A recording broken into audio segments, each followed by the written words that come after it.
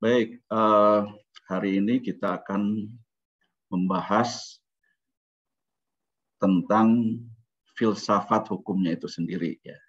Setelah kita mengetahui posisi filsafat hukum di dalam filsafat pada umumnya, ya.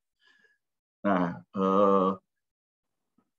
dalam filsafat pada umumnya, dalam skema filsafat pada umumnya, hukum, ya, itu diletakkan pada filsafat ada yang bersifat khusus, ya, yang sifatnya relatif atau tidak mutlak, ya, yang mengkaji kaitannya dengan manusia. Nah, oleh karena itu, filsafat hukum itu sebenarnya adalah bagian dari filsafat manusia yang terutama adalah yang mengkaji tentang etika, ya, atau moral. Ya.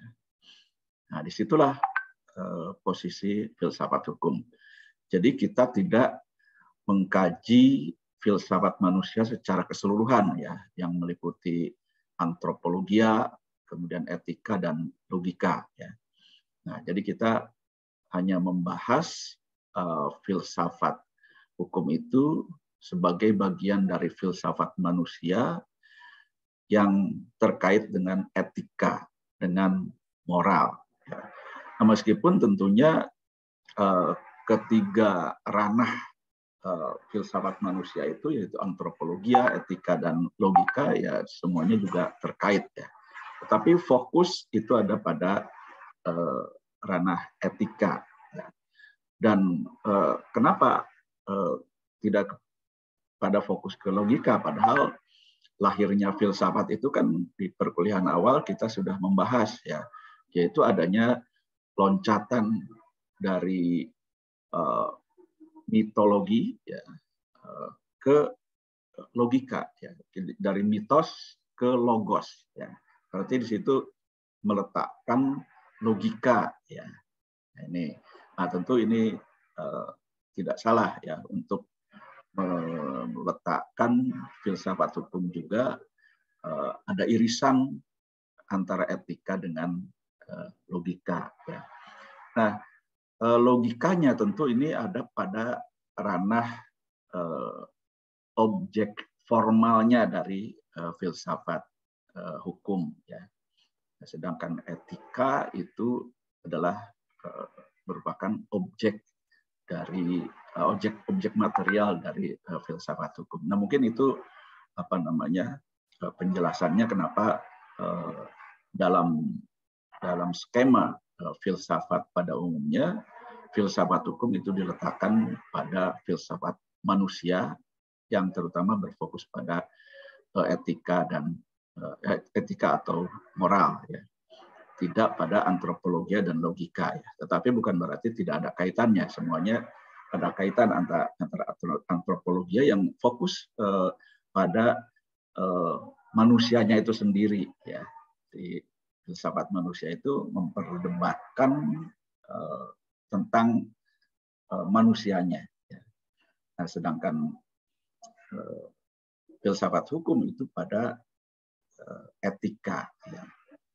Dan tentu logika pun juga sebenarnya adalah merupakan ranah dari filsafat hukum juga, atau terkait dengan filsafat hukum juga, tapi terutama adalah kaitannya dengan objek formalnya, ya. Nah, jadi ini penjelasan awal bagaimana posisi filsafat hukum itu di dalam filsafat pada umumnya, ya. Nah, lalu kemudian apakah pengertian filsafat hukum itu juga sama dengan filsafat pada umumnya, gitu, ya. Nah, tentu saja jawaban umumnya iya, ya, karena filsafat hukum itu merupakan bagian dari filsafat pada umumnya. Tetapi para ahli hukum, terutama adalah para ahli filsafat hukum, ya, memiliki definisi-definisi yang berbeda, atau bukan berbeda, ya, ya berbeda, ya. antara satu dengan yang lain, atau membahasakannya saja yang berbeda, tapi sebenarnya substansinya sama. Contohnya misalnya adalah Stephen Bergen, ya. Nah, dia menyatakan bahwa yang namanya filsafat hukum itu adalah filsafat khusus yang dikenakan pada objek tertentu, yaitu hukum. Nah, jadi ini adalah memfokuskan pada objeknya. Di objek kajian dari filsafat umum itu kan segala sesuatu yang ada, ya, baik yang sudah ada atau sekarang ada, kemudian yang akan ada atau yang mungkin ada, ya. Nah, dalam filsafat hukum, ya yang disebut sesuatunya itu ya hukum itu sendiri.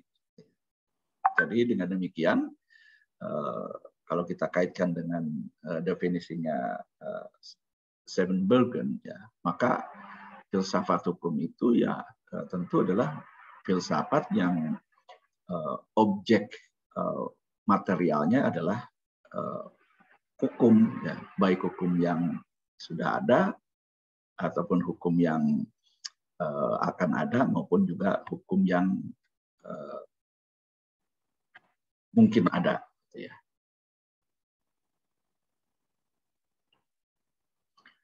Baik. Selanjutnya Lili Rashidi, ya, Profesor Lili Rashidi. Nah, dulu Profesor Lili Rashidi ini juga mengajar di Fakultas Hukum UII, khususnya di program Pasca Sarjana, ya. Berapa tahun yang lalu, di awal-awal pendirian program Magister Hukum, ya, Prof. Lili kita undang untuk mengajar di program Magister Hukum kita. Nah, menurut beliau, filsafat hukum itu adalah cabang filsafat etika atau moral. Nah, jadi skema yang ada itu sebenarnya merupakan pemikiran dari Profesor Lili Rashidi yang menempatkan filsafat hukum itu ada pada filsafat etika atau moral, ya. Nah, objek kajiannya menurut beliau meliputi hakikat hukum, ya, atau inti yang terdalam dari hukum atau esensi dari hukum itu sendiri, ya. Apa yang dimaksud dengan hakikat hukum atau esensi atau inti yang terdalam dari hukum itu, yaitu hal-hal yang sebenarnya tidak dapat dijangkau oleh ilmu hukum itu sendiri, ya. Atau dengan kata lain, ya, sebenarnya filsafat hukum itu mengkaji bagian metafisik dari hukum, gitu, ya. Jadi lebih fokus ke metafisik dari hukum. Ya, misalnya ada undang-undang, ya. Nah, yang dikaji oleh filsafat itu adalah sesuatu yang ada di balik undang-undang itu, gitu, ya. Jadi ini dari Profesor Lili Rashidi, ya. Nah, kemudian Profesor Sachipto Raharjo, Profesor Sachipto Raharjo sebenarnya lebih dikenal sebagai ahli sosiologi hukum, ya, daripada dikenal sebagai ahli filsafat hukum. Nah, menurut beliau filsafat hukum itu adalah mempertanyakan hal-hal yang mendasar dari hukum, yakni hakikat hukum, ya, tadi ya sama dengan esensi hukum atau inti dari hukum.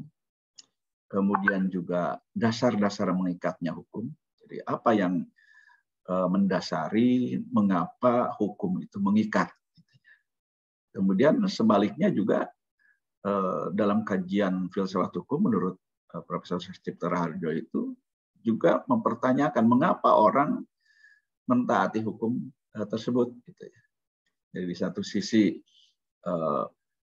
filsafat itu mengkaji tentang dasar-dasar mengikatnya hukum dari sisi hukumnya itu sendiri, tapi juga dari sisi luar, ya, dari sisi luar hukumnya, mengapa orang mentaati hukum tersebut. Nah, ini menurut Profesor Sachipto Raharjo, ya. Nah, adapun Gustav Radbruch ini juga sangat dikenal dalam filsafat hukum atau dalam kajian hukum pada umumnya, ya. menurut beliau, menurut Gustav Radbruch ini, filsafat hukum itu adalah cabang filsafat yang mempelajari hukum yang benar atau valid, yang didasarkan pada nilai-nilai dasar hukum, yaitu keadilan, kepastian, dan kegunaan. Nah, ini yang sampai sekarang juga banyak dipegang oleh para ahli hukum atau oleh para dosen hukum ketika membicarakan tentang hukum, ya, atau dari sisi filsafat, ya, yaitu dikaitkan dengan tujuan dari hukum itu sendiri, yaitu untuk tercapainya keadilan, kepastian, dan kegunaan. Nah, ini sangat terkenal, ya, Gustav Radbruch ini. Ya. Kemudian Van Apeldoorn, ya, dia menyatakan bahwa filsafat hukum itu menghendaki jawaban atas pertanyaan apa hakikat hukum itu. Ya. Jadi sama, ya, yang dipersoalkan itu adalah inti dari hukum itu sendiri, esensi dari hukum itu sendiri, atau isi yang paling mendasar dari hukum itu apa. Ya. Ini menurut Van Apeldoorn. Dan juga bagaimana wujud hukum itu, apakah abstrak ataukah konkret. Ya. Nah, ini juga dikemukakan oleh Van Apeldoorn. Ya. Nah, dari gambaran-gambaran filsafat hukum itu, ya, maka kita memahami bagaimana cara-cara berpikir tentang hukum, ya. Nah, itu mungkin nanti akan kita lebih perdalam lagi pada aliran-aliran pemikiran filsafat hukum, ya. Tapi untuk sampai ke sana kita lihat dulu sesungguhnya bagaimana cara orang berpikir hukum, gitu ya. Cara orang berpikir hukum itu bagaimana? Ya, untuk nanti kita petakan dari orang yang berpikir hukum itu, lalu kita bisa mengelompokkan, mengklasifikasikan, ya. Oh, ini ahli A itu sebenarnya bisa kita kategorikan ke dalam aliran filsafat hukum alam, ke dalam aliran filsafat hukum positivisme misalnya, atau ke utilitarianisme, atau ke realisme, atau ke aliran sejarah misalnya. Nah, bermula dari bagaimana orang berpikir tentang hukum. Nah, oleh karena itu kita kenali terlebih dahulu ciri-ciri berpikir hukum atau ciri-ciri berpikir yuridis, ya. Misalnya Profesor M. Kusno menyatakan bahwa ada dua ciri berpikir yuridis itu, ya. Pertama adalah yuridis positivis, ya, yaitu berpikir sebatas pada apa yang tercantum di dalam ketentuan undang-undang saja. Nah, ini dari sini kita bisa menebak, ya, yuridis positivis itu nanti masuk ke aliran apa, ya. Nah, dengan demikian pemikiran yuridis ini tidak dihubungkan dengan hal-hal yang lebih tinggi, misalnya asas-asas dan nilai-nilai, ya. Jadi kalau kita berpikir positivis, melihat satu undang-undang itu ya apa adanya yang tertulis di dalam undang-undang tersebut, ya. Tidak dikaitkan dengan hal-hal yang lebih tinggi, misalnya adalah asas-asas dan nilai-nilai, ya. Jadi ini yang dimaksud oleh Profesor Kusno, ya. Di, beliau fokus untuk positivis itu mengkaji apa yang tertulis, apa yang ada, apa yang nampak, gitu, ya. Kalau sebuah undang-undang itu apa yang nampak di dalam pembukaan, apa yang nampak di dalam pasal-pasal, ya. Ya itu saja yang dipikirkan di dalam mengkaji hukum, ya, dari aliran positivis, ya. Nanti kita akan perdalam lagi ciri-ciri dari aliran positivisme, ya. Nah, berikutnya menurut Prof. Kusno juga menyatakan salah satu aliran yang lainnya selain positivis itu adalah yuridis idealis. Ya. Jadi yang satu adalah yuridis positivis, yang satu lagi adalah yuridis idealis. Ya. Nah, yuridis idealis ini yaitu satu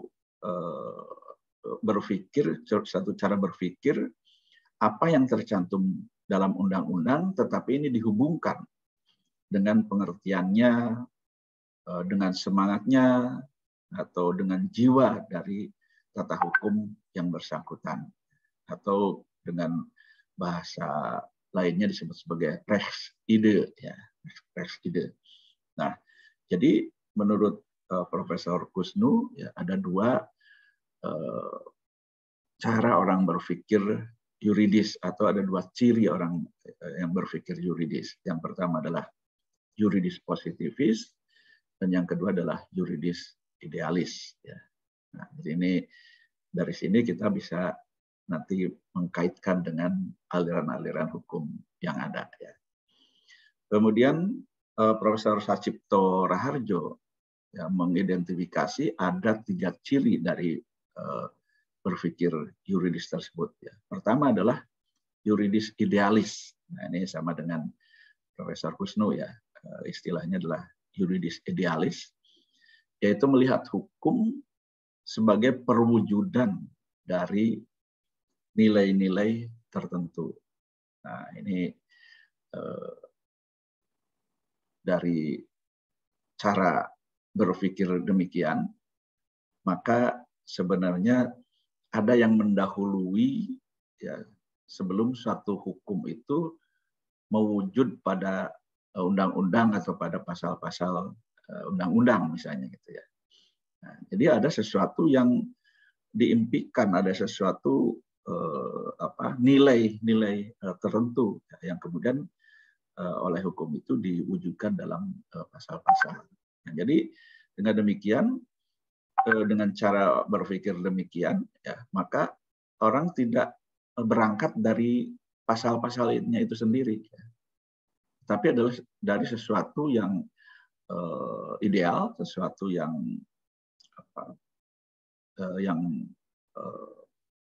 ada nilainya, ya, sesuatu yang ada nilainya, yang kemudian nantinya akan diwujudkan dalam bentuk undang-undang, atau dalam bentuk undang-undang dasar, atau dalam bentuk peraturan yang lainnya misalnya. Nah, ini yuridis idealis, ya. Kemudian yang kedua, menurut Profesor Sacipto Raharjo, bahwa ciri berpikir hukum itu, atau ciri berpikir yuridis itu, yang kedua adalah yuridis normatif. Ya. Yuridis normatif itu ya melihat hukum, ya, sebagai perangkat peraturan, sebagai perangkat peraturan-peraturan yang abstrak. Ya. Nah, ini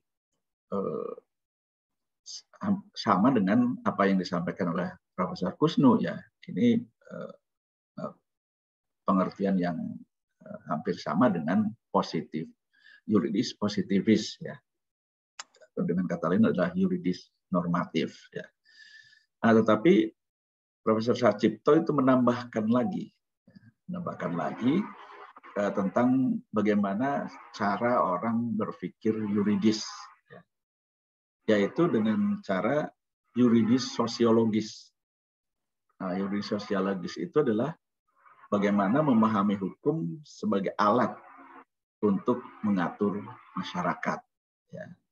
Nah, jadi ini sosiologis itu artinya bagaimana bekerjanya hukum di masyarakat. Ya. Jadi tidak lagi mengkaji hukumnya itu sendiri, ya, secara normatif, atau tentang segala sesuatu yang ideal, yang mendasari dari rumusan-rumusan hukum atau rumusan-rumusan undang-undang. Nah, tapi ini bagaimana bekerjanya hukum di dalam masyarakat. Nah, ini menurut Profesor Sacipto Raharjo, ya. Nah, dari apa yang dikemukakan oleh para ahli tersebut, ya, maka filsafat itu sebenarnya adalah berusaha untuk mengungkap hakikat hukum terdalam sejauh yang dapat terjangkau akal budi manusia tentunya ya. Jadi bukan berarti bahwa mencari sesuatu yang paling dasar, yang paling inti atau yang paling esensi itu keluar dari akal budi manusia, justru dengan menggunakan akal budi manusia ya. Nah, dengan demikian juga filsafat hukum itu sebenarnya adalah menganalisis konsep-konsep fundamental atau mendasar di dalam hukum ya. Apa saja konsep-konsep fundamental di dalam hukum itu? Ya tentang keadilan, ini sesuatu yang mendasar ya. Tentang kesamaan hak, kesamaan kewajiban dan lain sebagainya. Kemudian kekuasaan, sehingga nanti ada kaitannya antara hukum dan kekuasaan ya. Mengapa kok hukumnya kok berbunyi demikian ya. Nah, ini ternyata setelah dikaitkan dengan kekuasaan itu akan ketemu ya. Kemudian bagaimana kepastian hukumnya ya. Kita sering berpikir melambung tinggi tentang sesuatu yang sangat ideal ya. Tetapi ternyata ketika dikaitkan dengan kepastian hukumnya timbul kesulitan-kesulitan ya. Nah, dengan demikian filsafat hukum juga menjawab bagaimana kepastian hukum itu merupakan bagian dari hukum ya. Kemudian tujuan hukum, apa sih tujuan hukum ya? Nah, ini apakah tujuan hukum itu untuk tercapainya keadilan? Ya. Kenapa kalau tujuan hukum itu untuk tercapainya keadilan?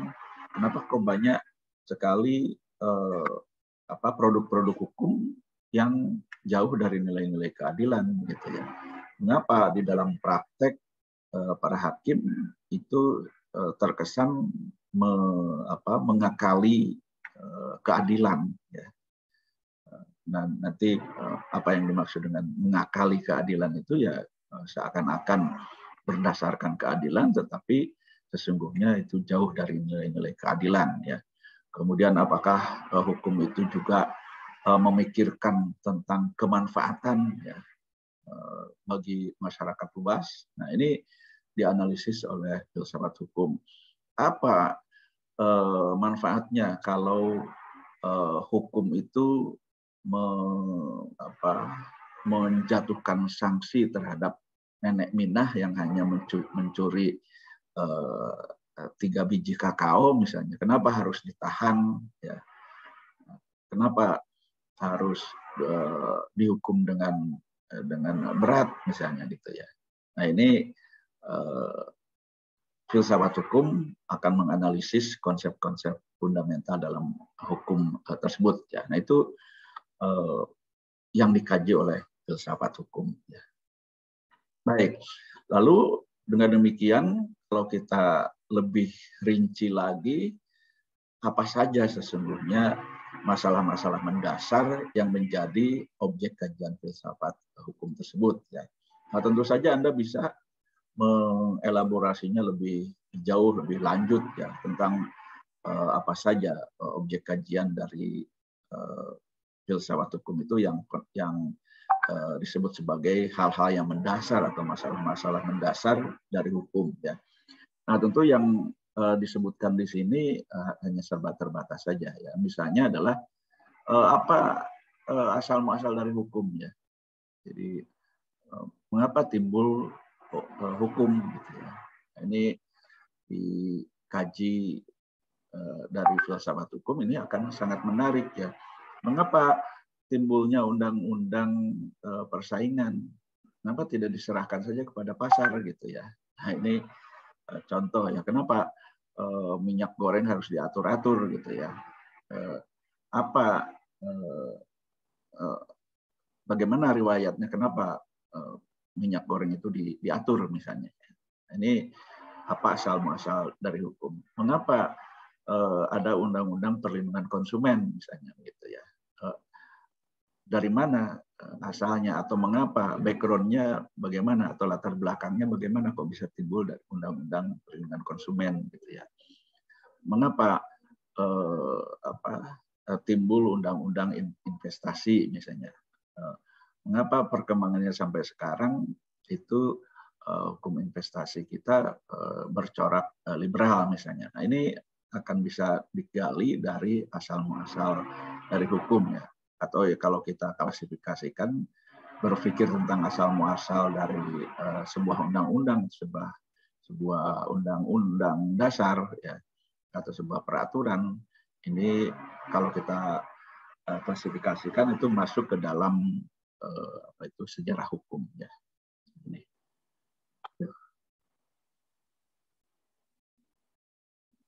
Tampaknya mati ya.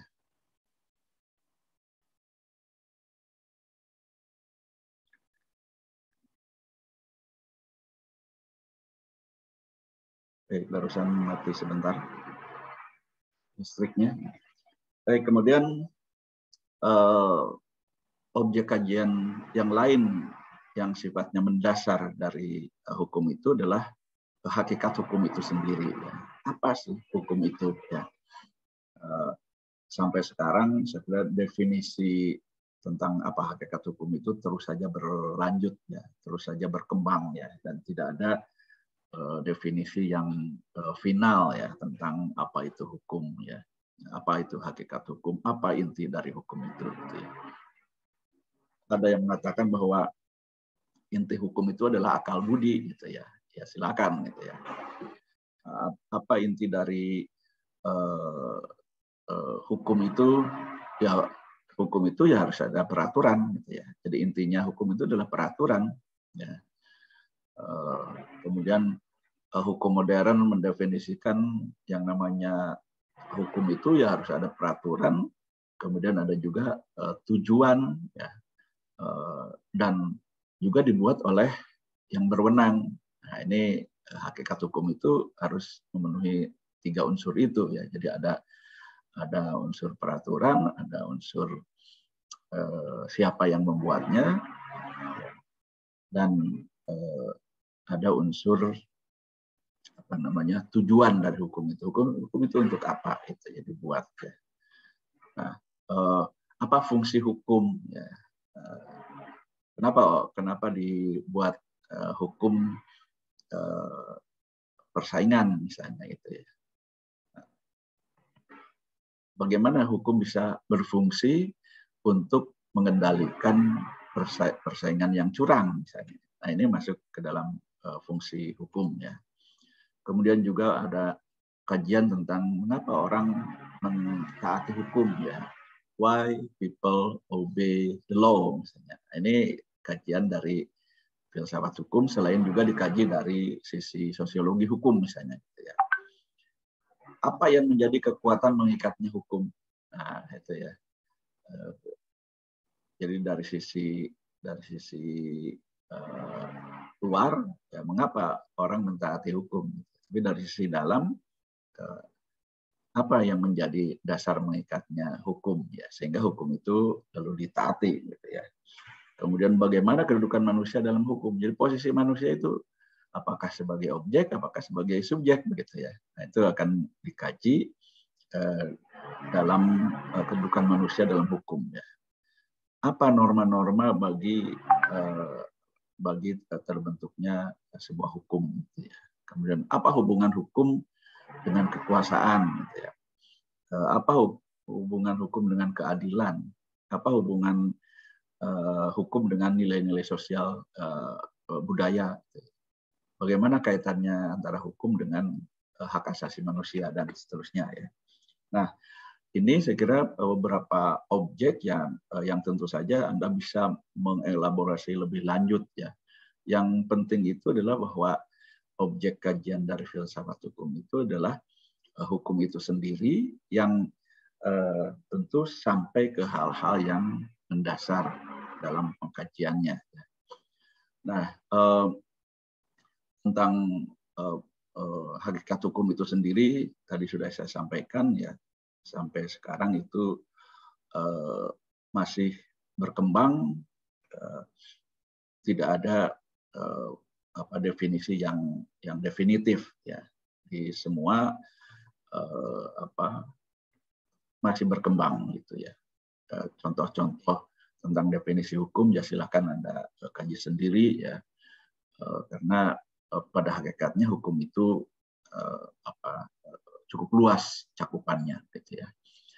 Nah, tentu kalau kita belajar hukum pun juga banyak sekali berbagai pengertian dari hukum itu sendiri, ya. Nah, nanti kita akan membahas secara khusus tentang apa itu hukum sesuai dengan alirannya masing-masing, ya. Nah, pada pertemuan yang lalu kita sudah mengidentifikasi, ya, tentang pemikiran-pemikiran di dalam filsafat hukum, ya. Misalnya bisa disebutkan tentang aliran aliran hukum alam, kemudian ada aliran positivisme, kemudian ada aliran historis, ya. Ada aliran hukum realisme, ya, dan seterusnya, ya. Nah, jadi ini beberapa hal yang yang akan dikaji lebih lanjut di dalam filsafat hukum, ya. Yang jelas kita kenali tadi karakteristik dari filsafat hukum itu sendiri, ya. Sehingga nanti kita ketika mempelajari aliran-aliran hukum itu sebenarnya adalah kita mempelajari tentang bagaimana cara orang berpikir yuridis tadi, ya, sebagaimana disampaikan ya tadi oleh Profesor Husnu misalnya. Dan dari situ akan ketahuan, ya, mengapa ada hakim misalnya yang menghukum seorang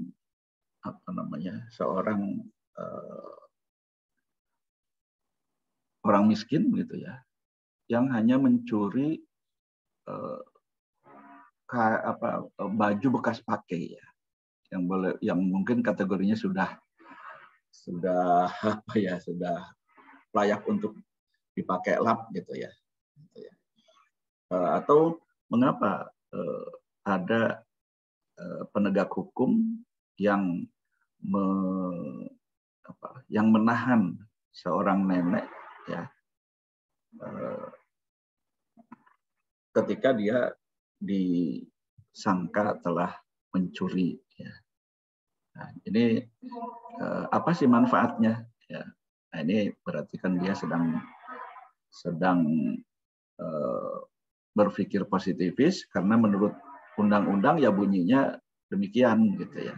Tapi dia tidak menggunakan pemikiran-pemikiran yang lain, misalnya pemikiran tentang keadilan, dia tidak memikirkan juga dengan kemanfaatannya, ya, apa sih manfaatnya menahan seorang nenek yang tidak mungkin kabur, gitu ya, dan tidak mungkin juga merusakkan barang bukti dan lain sebagainya, ya. Nah, jadi kita akan memahami, ya, cara orang berpikir, ya, kenapa demikian, ya, kenapa seseorang itu dihukum berat, ya, kenapa seseorang itu dihukum ringan, ya. Nah, kita lihat dari pertimbangan-pertimbangannya, ya. Dan pertimbangan-pertimbangan itu kita kaji dari filsafat hukum, ya, dari sisi keadilannya, dari sisi kepastiannya, dan juga dari kemanfaatannya, ya.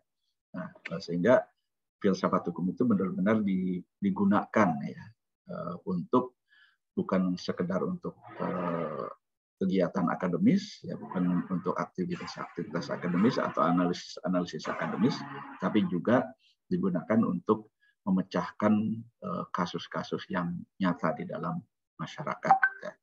Nah, selanjutnya mungkin untuk mengawali aliran-aliran